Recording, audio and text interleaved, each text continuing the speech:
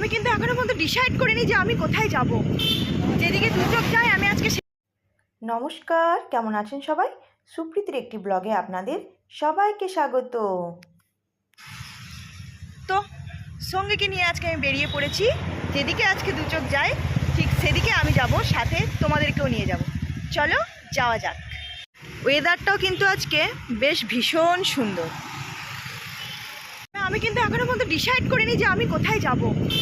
যেদিকে দু চোখ যায় আমি আজকে সেদিকেই যাব, সাথে তোমাদেরকেও নিয়ে যাব। তো সঙ্গে থাকো। এদিক থেকে একদম সোজা চলে গিয়ে এসে মিশলাম মিরামার সার্কেলে। আর এদিকটায় আপনি ডান দিকে বাঁ দিকে যেদিকে যাবেন সেদিকেই কিন্তু দেখার জন্য কিছু না কিছু আছে। এই দেখুন, রাস্তার মাঝখানে একটা চার্চ, এখানে সবাই এসে প্রার্থনা করে। আর আমি দাঁড়িয়ে পড়লাম মিরামারের রাস্তার মাঝখানে। কোন দিকে যাব সেটা দেখো, সোজা চলে যাচ্ছে টালিগাঁও, আর এই দিকে মানে ডান দিকে চলে যাচ্ছে হচ্ছে ডোনাপাওলাতে একটা বেশ খুব সুন্দর বিচ আছে।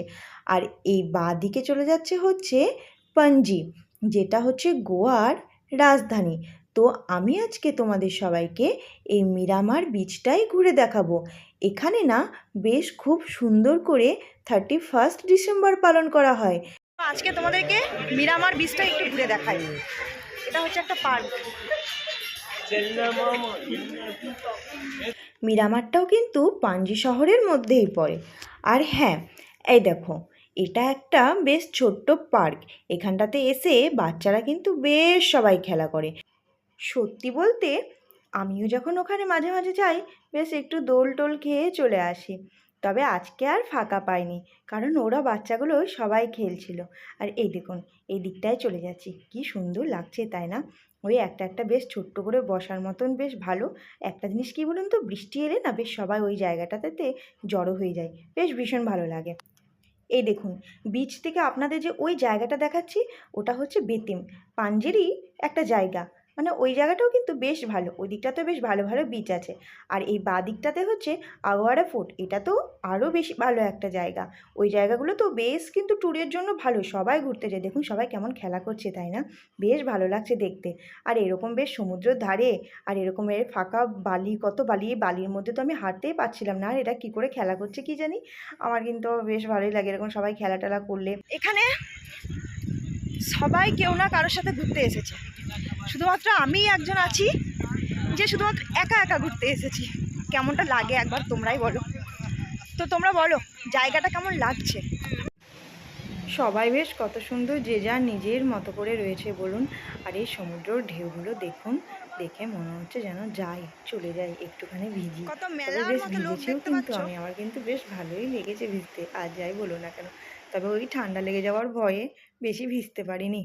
আর এদিকটায় দেখুন কত সবাই ছবি টবি তুলছে, শুধু আমার ছবি তুলে দেওয়ার জন্য ওদের এখানে কেউ নেই। কি করব আর, কপাল খারাপ হলে যেটা হয়, ওই একা একাই ঘুরতে যাই আর একা একাই ছবি তুলি, একা একাই সব কিছু করি, নাহলে আর উপায় নেই। যাই হোক, তবে একা ঘুরতে ভালোই লাগে। তো একটা জিনিস ভালো কি বলুন তো একা ঘোরার মধ্যে, ওই কে কোথায় যাবে না যাবে, কার কোটা পছন্দ না পছন্দ, এর থেকে বাবা নিজের যেটা পছন্দ সেটাই করো। ভাই এত জলে নামতে দেখে না আমার একটু জলে নামতে মন চাইছে। তো যাই একটু দেখি কেমন লাগে। তো ভিজে গেছি, কতটা চলে এসেছি দেখো। আউ সম্পূর্ণ ভিজে গেছি, কত জল একদম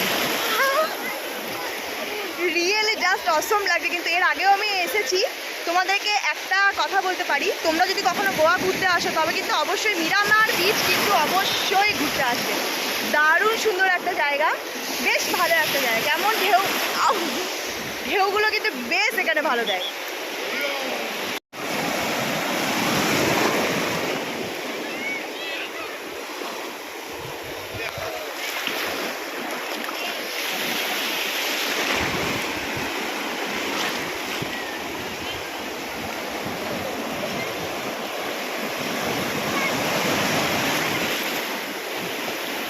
তারপর চলুন আর একটু এদিকটাতে যাই। এই জায়গাটা আবার আরও বেশি সুন্দর। এই দেখুন, এখানে বেশ একটু বসার জায়গা আছে, কত সুন্দর সবাই বসে আছে বলুন তো। আর এখানটাতে না বেশ কত বড় বড় গাছ, বেশ ভালো বড় বড় গাছ কিন্তু।